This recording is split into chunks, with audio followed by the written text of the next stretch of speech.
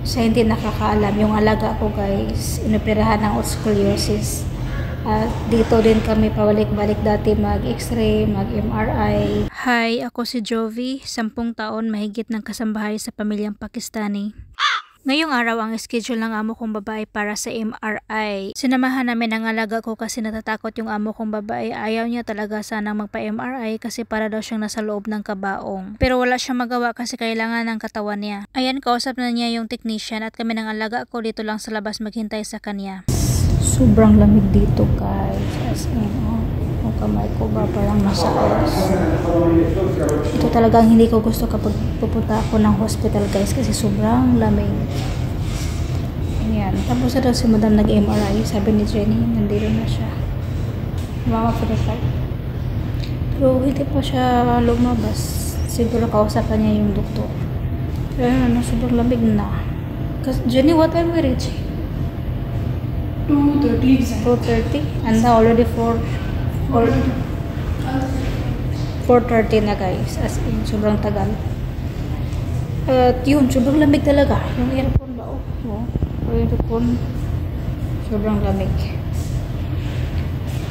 At saka palagi kami nung pumunta dito dati kasi sa hindi nakakaalam, yung alaga ko guys, inoperahan ng scoliosis. At dito din kami pabalik-balik dati mag-x-ray, mag-MRI. Inoperahan siya 2018 ng scoliosis. Dati palagi kami pabalik-balik dito. Kaya yan, jacket talaga ako guys. At saka long sleeve pa yung ano ko. At saka nadala pa ako ng sombrero kasi alam ko talaga na malamig dito. Kahit sa labas guys, sobrang init ngayon. As in, summer na summer dito at sobrang init. Pero nadala talaga ako nito at saka jacket kasi sobrang lamig dito sa yan, siguro hindi pa siya dumating. Tapos naman siya. Pero kausap pa siguro niya ang doktor. At sobrang, ano dito guys, parang walang katao-tao dito. Sobrang kunti lang ng tao. Pero ang daming doktor.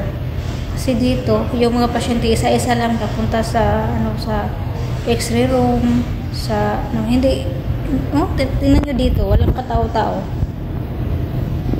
Ayan.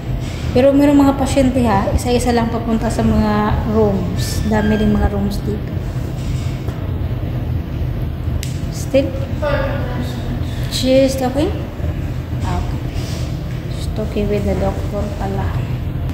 Sobrang lamig talaga ng kamay ko at saka sobrang gutom na kami ng alaga ko guys. My God. Everything okay?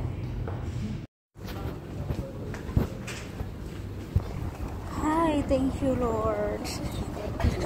I feel better. Yes, I feel better also.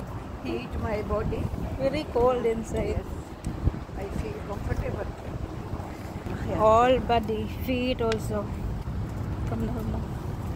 That's why I am putting sweater in the ward. Your ward also too much cold? No. Nandito na kami sa sasakyan. Ouch.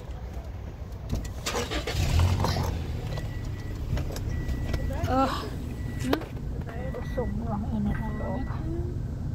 Maraming sasakyan sa labas kaya mahirapan si madam magpalabas ng sasakyan kaya yung alaga ko ay tutulungan niya yung mama niya magpalabas sa sasakyan. Siya yung parang sinyas-sinyas ba? Charot, tingnan nyo naman yan. At habang nasa loob kami ng sasakyan ay sabi ng alaga ko ay gutom na kami kaya sabi ng amo ko ay bibili daw kami ng pagkain bago kami uuwi ng bahay. At dito na hospital, nagtrabaho yung mga amo ko. Dadaan lang kami dito kasi yung hospital na pinuntahan namin kanina, extension lang yun. Government din yun na hospital. At nandyan yung amo kong lalaki ngayon kasi afternoon duty siya. Pero hindi na kami pupunta sa kanya kasi nagutom na kami. At ayan, Fatire lang yung in-order namin na pagkain kasi ito ang pinakamalapit sa amin. At yan na yung Fatire guys. Ready na at uuwi na kami. At yan lang guys. Thank you for watching. Bye bye. God bless everyone.